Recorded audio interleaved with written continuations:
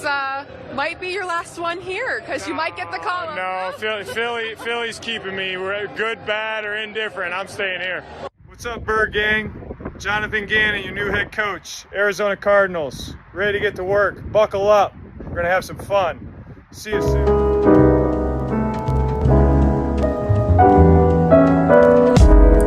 Hello everyone, this is Al Kabir, the analyst, and today I'll be talking about CD Deuce. Was this a one and done?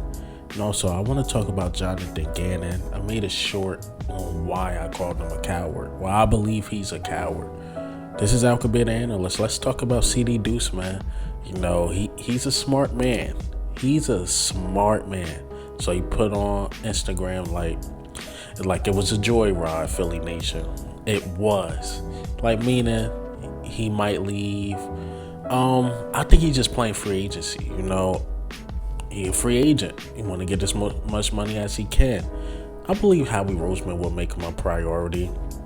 Like, quote unquote, he technically, once the Super Bowl was over, don't play for Philly.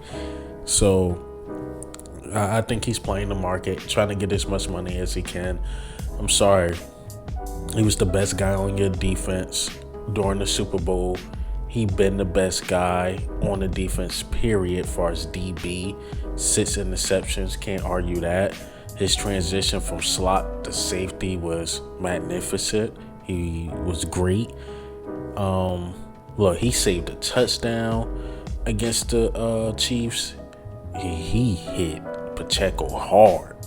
So, yeah, he was the only one hitting out there, really. So, yeah, you got to find a way to keep him because he did show up in the big game.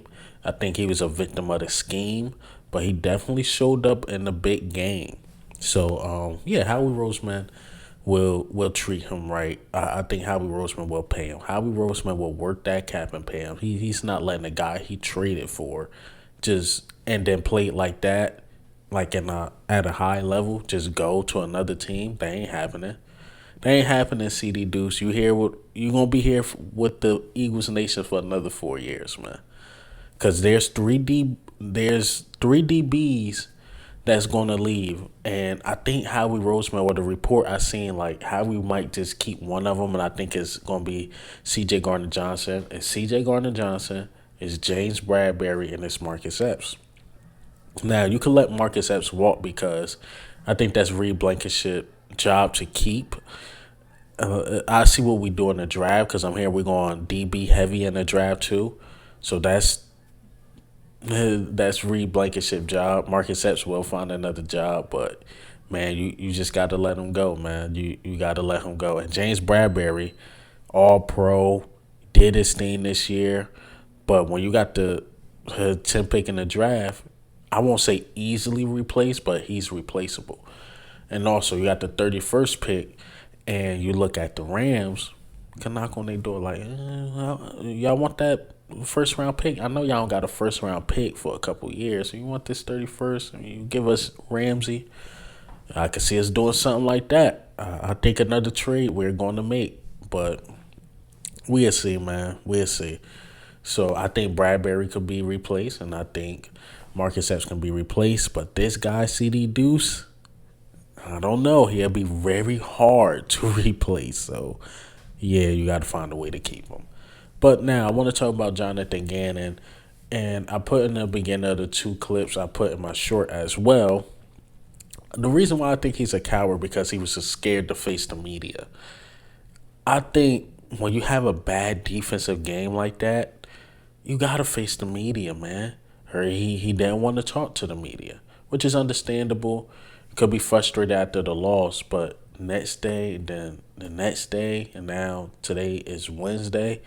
And he probably had no choice but to face the media now because the press conference, being introduced as the Arizona Cardinals head coach. What I think he's going to do is just thank the Philadelphia Eagles for the opportunity, and that's it. I think he's going to leave it there, but he's not going to go in like a Shane Stein. Shane Stein literally named every player on the Eagles.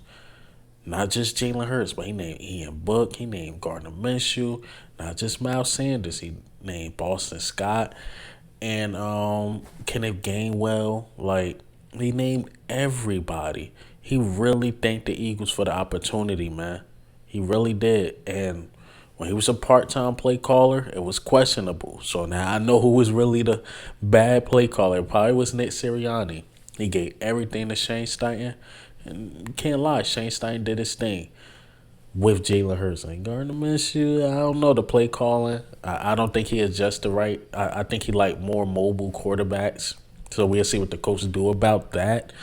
But all in all, man, to go from that year one with the Eagles to year two was a significant jump for Shane Steichen. And broke down, tears. He really thanked the Eagles because he think without the Eagles, he's not a head coach. Let's see if Jonathan Gannon do something similar to that. But like I said, you wet the bed like that, and afraid to face the media. Not only that, you say one thing that you're going to stay with the Eagles, good, bad, or indifferent.